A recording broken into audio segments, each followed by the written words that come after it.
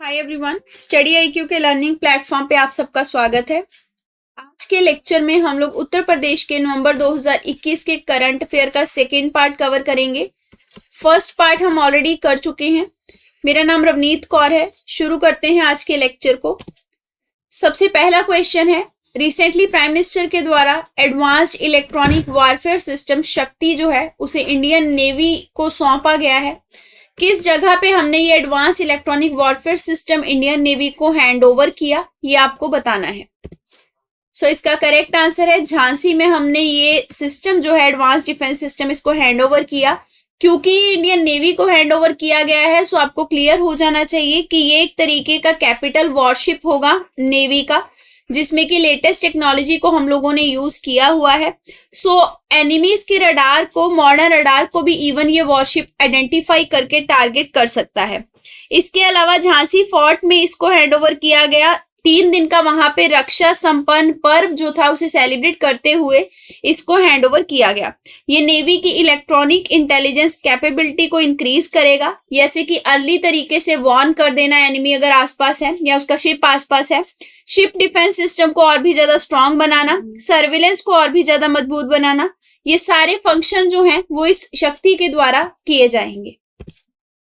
Next question है, prime minister Narendra Modi के द्वारा डिफरेंट डेवलपमेंट प्रोजेक्ट जो हैं वो उत्तर प्रदेश के बुंदेलखंड एरिया के इकोनॉमिकली डिप्राइव्ड सेक्शन को हेल्प करने के लिए लॉन्च किए गए हैं या उनका फाउंडेशन स्टोन रखा गया है।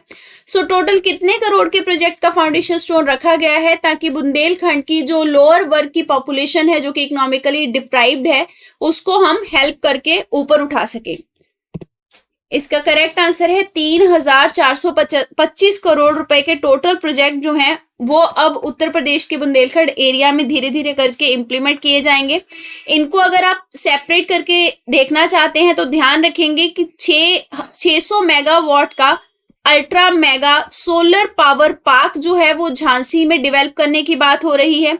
ये पार्क बेसिकली चीप इलेक्ट्रिसिटी या फिर ग्रिड स्टेबिलिटी जो है वो प्रोवाइड करेगा at a cost of 3,013 crore. तो झांसी में ultra mega solar power park जो है वो बनाया जाएगा। इसके अलावा झांसी पे Uttar Pradesh defence industrial corridor पे ग्राउंड वर्क को शुरू करने के लिए 400 करोड़ रुपए की ग्रांट भी दी गई है। भारत डायनेमिक लिमिटेड जो है वो anti tank guide missile system जो है उसको भी डेवलप करेगी, ये भी इसी अमाउंट के अंडर कवर किया जाएगा।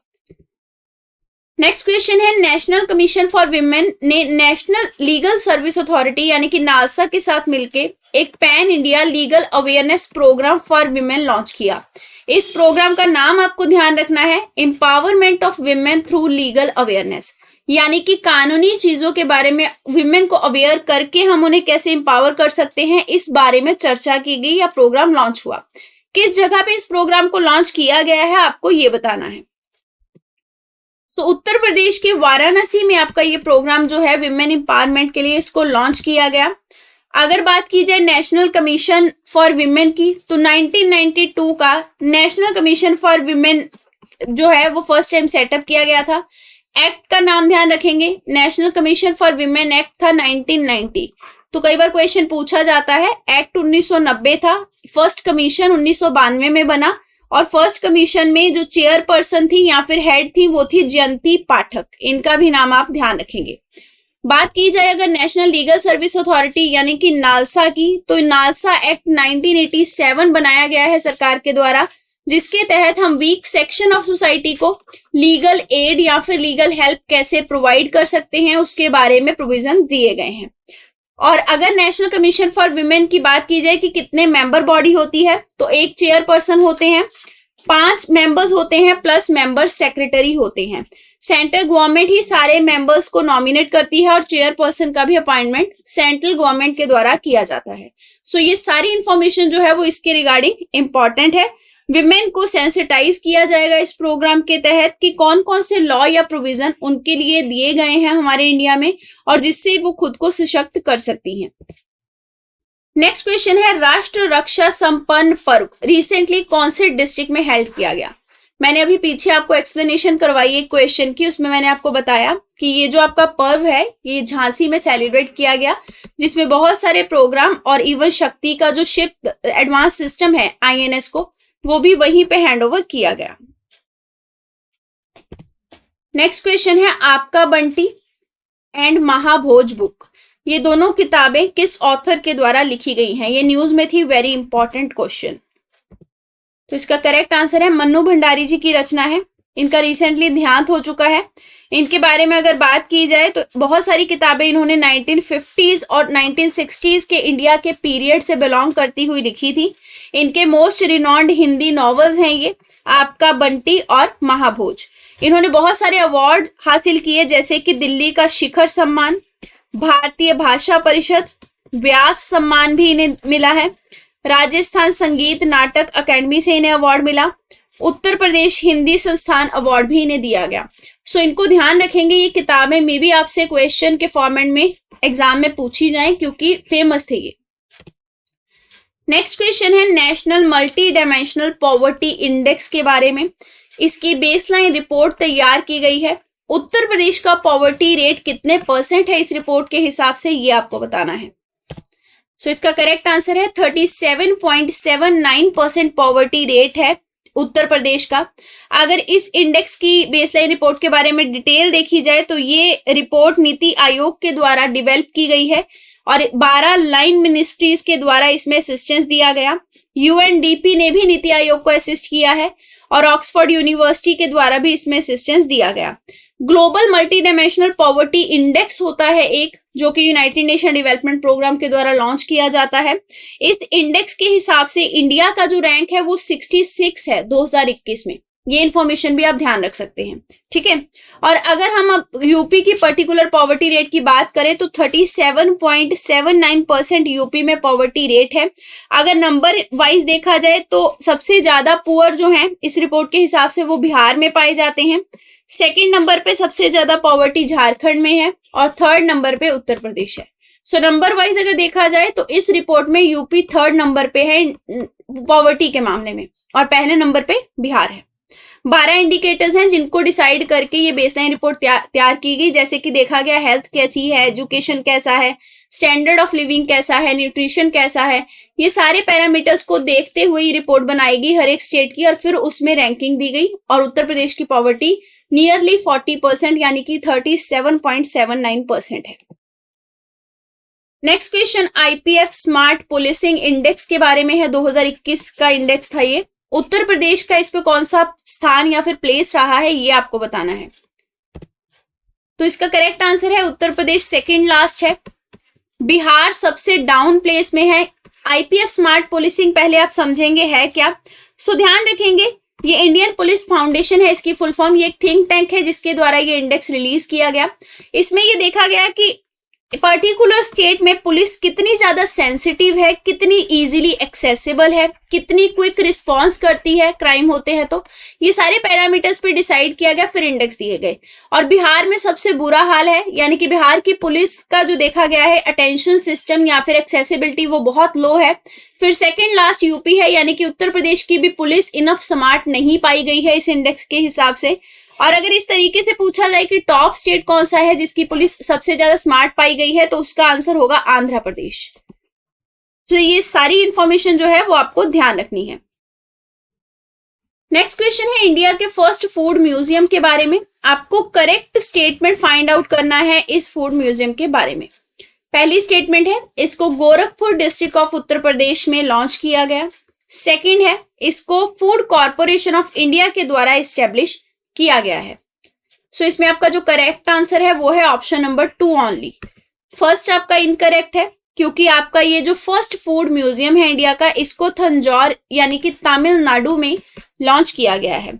Union minister of consumer affairs, food and public distribution Piyush Goyal ji के द्वारा ये पहला फूड म्यूजियम जो है उसे लॉन्च किया गया, जो कि एफसीआई के द्वारा बनाया गया है। इसके अलावा Visvesvaraya industrial and technological museum जो कि बेंगलुरु में है, उसने एफसीआई को असिस्टेंस दिया है। इसकी टोटल लागत जो है फूड म्यूजियम की वो आई है 1.10 करोड़ रुपीस और 1860 स्क्वायर फुट के एरिया में ये आपका डेवलप किया गया है। जो तंजौर है बेसिकली ये फूड कॉर्पोरेशन ऑफ इंडिया का बर्थ प्लेस है। इसलिए यहाँ पे ये ऑफिस जो है या फिर यहाँ पे ये फूड म्यूजियम जो है ये खोला गया।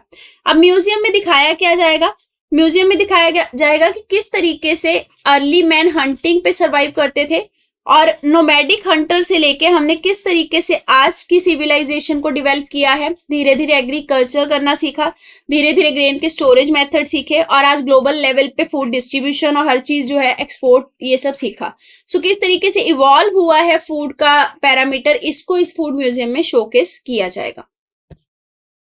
नेक्स्ट क्वेश्चन है, कौन सी स्टेट जल्द ही इंडिया की इकलौती स्टेट बनेगी जिसमें कि 5 इंटरनेशनल एयरपोर्ट देखने को मिलेंगे।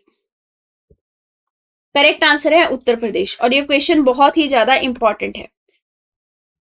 सो उत्तर प्रदेश जल्द ही उन स्टेट में आएगा जिनमें कि 5 इंटरनेशनल एयरपोर्ट मिलेंगे। Foundation stone Noida international airport का जेवर गौतम बुद्ध नगर में रख दिया गया है। और बात की जाए और एग्जिस्टिंग जो 4 इंटरनेशनल एयरपोर्ट हैं तो वाराणसी, लखनऊ, कुशीनगर ये आपके फंक्शनल हैं। अयोध्या वाला प्रोजेक्ट अभी पाइपलाइन में है, जल्द ही कंप्लीट होगा। और ये जेवर वाला है यानी कि नोएडा इंटरनेशनल एयरपोर्ट, ये भी जल्द ही इंप्लीमेंट किया जाएगा। और नोएडा का एयरपोर्ट जैसे ही बनके तैयार होगा तो इसके बारे में ये कहा जा रहा है कि ये इंडिया का लार्जेस्ट इंटरनेशनल एयरपोर्ट हो जाएगा जैसे ही ये बनके तैयार होगा। इसकी अगर टोटल कॉस्ट आपसे पूछ ली जाए तो ध्यान रखेंगे फर्स्ट फेज जो है उसकी कॉस्ट लगभग रही है 10,050 करोड़ रुपए। 1300 हेक्टेयर के लैंड पे ये आपको नोएडा का जो एयरपोर्ट है इसको डेवलप किया जाएगा।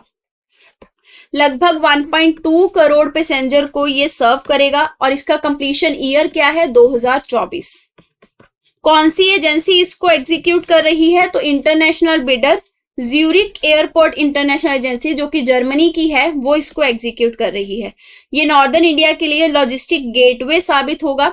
और सबसे इंपॉर्टेंट चीज जो इस जेवर एयरपोर्ट यानी कि नोएडा इंटरनेशनल एयरपोर्ट के बारे में आपको ध्यान रखनी है वो ये है कि ये इंडिया का first net zero emission airport होगा, यानी कि CO2 का जो एमिशन है वो नेट जीरो रहेगा इसमें। ठीक है, लागत भी ध्यान रखनी है 10,050 करोड़ रुपए।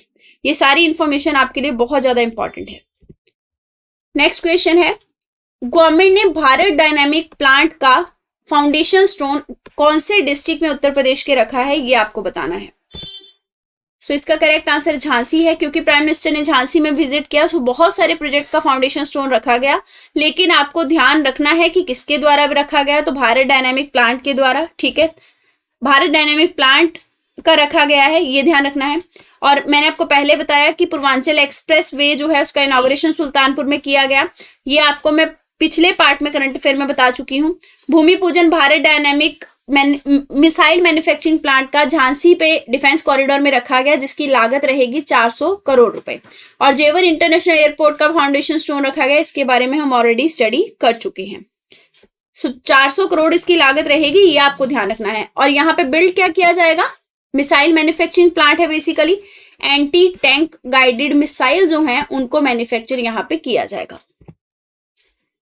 नेक्स्ट क्वेश्चन है, गॉडेस अन्नपूर्णा जो है उनकी मूर्ति कौन से देश से काशी विश्वनाथ टेम्पल में यानी कि उत्तर प्रदेश के वाराणसी में लाई जाएगी, ये आपको बताना है। आंसर है कनाडा से देवी अन्नपूर्णा जी की मूर्ति जो है वो काशी विश्वनाथ टेम्पल में स्थापित की जाएगी। तो यहां आप देख सकते हैं 15 नवंबर को इसको इंस्टॉल किया जाएगा, जो कि अब हो चुकी होगी। रिट्रीविंग कंट्री है कनाडा।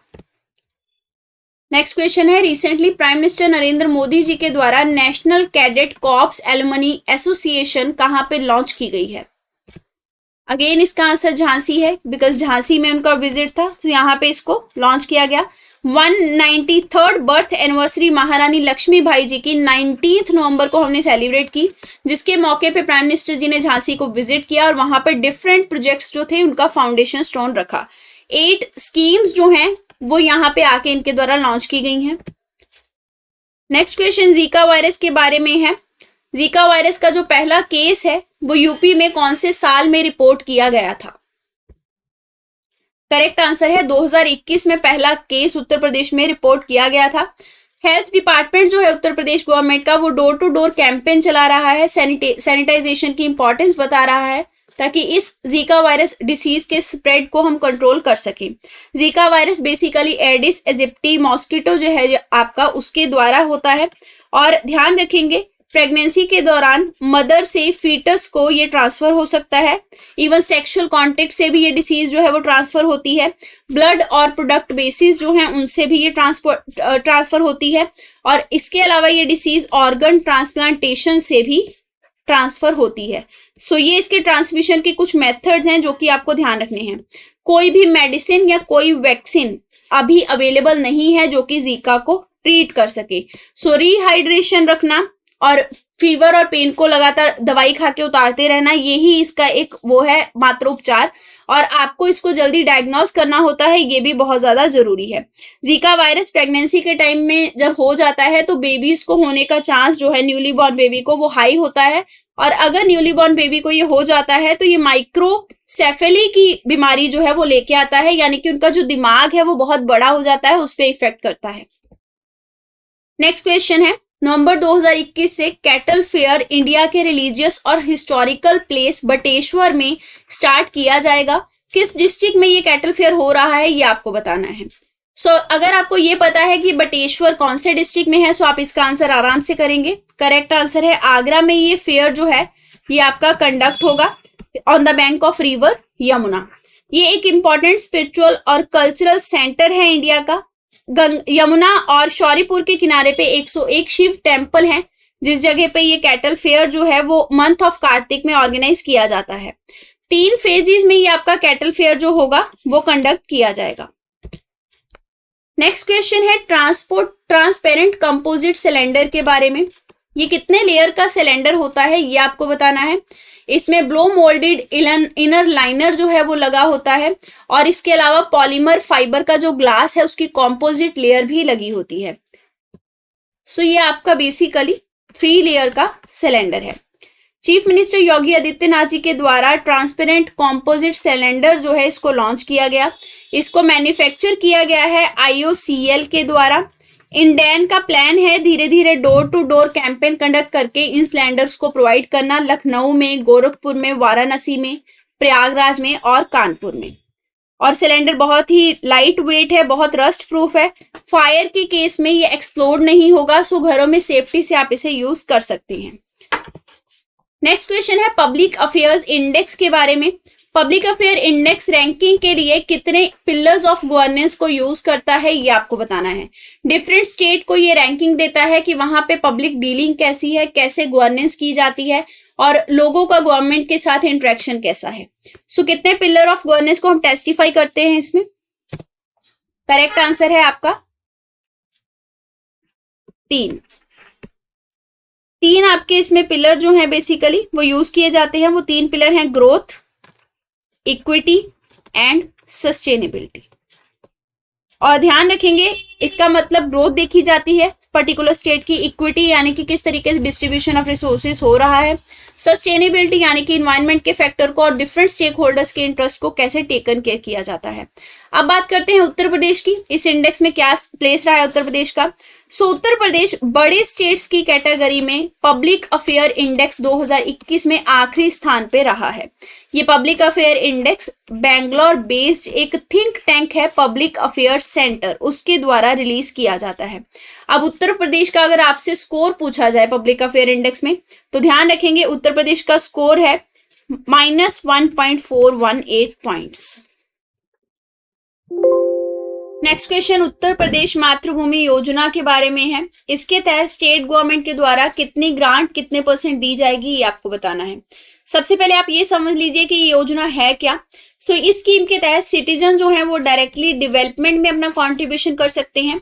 जैसे कि अगर किसी विलेज में आप जिम लगवाना चाहते हैं, ओपन जिम, या फिर ड्रेनेज की प्रॉब्लम को सेटल करना चाहते हैं, या आंगनवाड़ी इस्टेब्लिश करना चाहते हैं, कोई भी प्रोजेक्ट ग्रास रूट लेवल पे अगर आप करना चाहते हैं, इंटरेस्टेड हैं, तो गवर्नमेंट आपको असिस्टेंस देगी इसमें कुछ, और बाकी का जो परसेंटेज है वो इंटरेस्टेड जो लोग हैं उनके द्वारा कंट्रीब्यूट किया जाएगा। सो बहुत ही अच्छा इनिशिएटिव है सिटीजन सेंट्रिक गवर्नेंस बनाने का। इसके तहत स्टेट गवर्नमेंट के द्वारा 40% या फिर उससे कम अमाउंट जो है वो कंट्रीब्यूट किया जाएगा। और जो उत्तर प्रदेश मातृभूमि सोसाइटी है इसके तहत वो स्टैब्लिश की जाएगी। ये society Indian society registration act 1860 के अंडर कवर अप होगी या फिर इसके अंडर फंक्शन करेगी। नेक्स्ट क्वेश्चन है सेंट्रल गवर्नमेंट के द्वारा कितनी drinking water supply scheme Uttar Pradesh government में इम्प्रूव की गई हैं और इसके तहत वाटर स्ट्रेस्ड एरियाज जो हैं वहां पे हम पाइप्ड पोर्टेबल वाटर प्रोवाइड करेंगे, जैसे कि विंध्या और बुंदेलखंड के एरिया में प्रोवाइड किया गया था। आंसर है आपका 735 ड्रिंकिंग वाटर सप्लाई स्कीम है उत्तर प्रदेश गवर्नमेंट की, जो कि पाइप्ड वाटर सप्लाई देने की बात कर रही हैं। ये बेसिकली जल शक्ति मिशन को जल्दी से इम्प्लीमेंट करने के लिए शुरू किया जा रहा है और 1882 करोड़ के प्रोजेक्ट जो हैं वो 735 प्रोजेक्ट उत्तर प्रदेश गवर्नमेंट के द्वारा इम्प्लीमेंट किए जाएंगे ताकि हम जल जीवन मिशन के टारगेट को जल्दी से अचीव कर सकें। अब जल जीवन मिशन क्या है? इसके तहत हम लोग state level plan approval committee जो है वो कॉन्स्टिट्यूट करते हैं, जो कि स्टेट वाइज रूरल एरियाज में टैप वाटर की सप्लाई देने के लिए काम करती है। तो टैप वाटर को सप्लाई करना 2024 तक ये हमारा जल जीवन मिशन का बेसिक टारगेट है, जिसको असिस्ट करने के लिए 735 drinking water supply scheme Uttar Pradesh government के द्वारा चलाई जाएंगी और उत्तर प्रदेश गवर्नमेंट सेम उसी तरीके से इस जल जीवन मिशन में असिस्ट करेगी जैसे कि बाकी स्टेट्स करती हैं under the state level plan approval committee, जो कि जल जीवन मिशन का ही एक पार्ट है। नेक्स्ट क्वेश्चन है 2 दिन का all India official language conference कौन सी जगह पे ऑर्गेनाइज किया गया था? ये आपका वाराणसी में ऑर्गेनाइज किया था। ये क्वेश्चन बहुत ही ज्यादा इंपॉर्टेंट है, ध्यान रखेंगे, ठीक है। मिनिस्ट्री ऑफ होम अफेयर्स के द्वारा इसको कंडक्ट किया गया। इस कॉन्फ्रेंस में यूनियन होम मिनिस्टर जो हैं अमित शाह, उनके द्वारा पार्टिसिपेट किया गया। ऑफिशियल लैंग्वेज के डिफरेंट एस्पेक्ट्स को और ऑफिशियल लैंग्वेज की इंपॉर्टेंस को डिस्कस करने के लिए किया गया था। इसका जो मेन ऑब्जेक्टिव था कॉन्फ्रेंस का वो था हिंदी, जो कि हमारी ऑफिशियल लैंग्वेज है, उसको प्रमोट करना। नेक्स्ट क्वेश्चन है member secretary of the state level environment impact assessment authority, इनके द्वारा इन्वायरमेंट क्लियरेंस इशू किया गया है for the construction project across Ganga expressway. कितने किलोमीटर का गंगा एक्सप्रेसवे बन रहा है जिसके लिए इन्वायरमेंटल क्लियरेंस जो है वो प्रोवाइड किया जा चुका है? आंसर है आपका 594। सो 594 किलोमीटर लंबा आपका ये गंगा एक्सप्रेसवे होगा। इसके लिए इन्वायरमेंट इम्पैक्ट असेसमेंट की जो स्टेट अथॉरिटी है उसने इन्वायरमेंट क्लियरेंस जो है उसे प्रोवाइड कर दिया है। सो 2006 में ministry of environment and forest के द्वारा ये चीज मैंडेटरी की गई थी कि कोई भी प्रोजेक्ट जहां पे इन्वायरमेंट को हार्म होता है उसके लिए इन्वायरमेंट इम्पैक्ट असेसमेंट जरूरी है, इन्वायरमेंट क्लियरेंस जरूरी है। और गंगा एक्सप्रेसवे आपका इसी कैटेगरी में आइडेंटिफाई किया गया था। तो ध्यान रखेंगे ये एक्सप्रेस वे जो है ये आपका मेरठ से स्टार्ट होगा। मेरठ का जो बिजौली गांव है वहां से ये स्टार्ट होगा और एंड होगा ये प्रयागराज में जाके। सो प्रयागराज का जो दांडू विलेज है वहां पे जाके ये खत्म होगा। सो इस तरीके से गंगा एक्सप्रेस वे जो है ये आपका 12 डिस्ट्रिक्ट्स को कनेक्ट करेगा उत्तर प्रदेश के। ये बहुत ही इंपॉर्टेंट इंफॉर्मेशन है। 12 डिस्ट्रिक्ट्स उत्तर प्रदेश के इसके तहत जो है वो कनेक्ट होंगे और अब इसके लिए इन्वायरमेंट क्लियरेंस दिया जा चुका है। नेक्स्ट क्वेश्चन है association of democratic reform report के हिसाब से 396 एमएलए जो कि यूपी की असेंबली में हैं उसमें से कितने % एमएलए के अगेंस्ट क्रिमिनल केसेस रजिस्टर हैं ये आपको बताना है। करेक्ट आंसर है इसमें से 35% जो एमएलए हैं उनके अगेंस्ट जो क्रिमिनल केसेस हैं वो यूपी में रजिस्टर्ड है।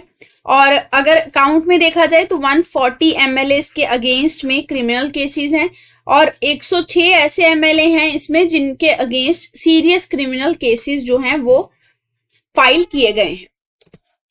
नेक्स्ट क्वेश्चन है काउंसिल ऑफ मिनिस्टर्स ने चीफ मिनिस्टर योगी आदित्यनाथ जी की चेयरमैनशिप के under export policy Uttar Pradesh में प्रोमोलगेट करने का डिसीजन लिया है।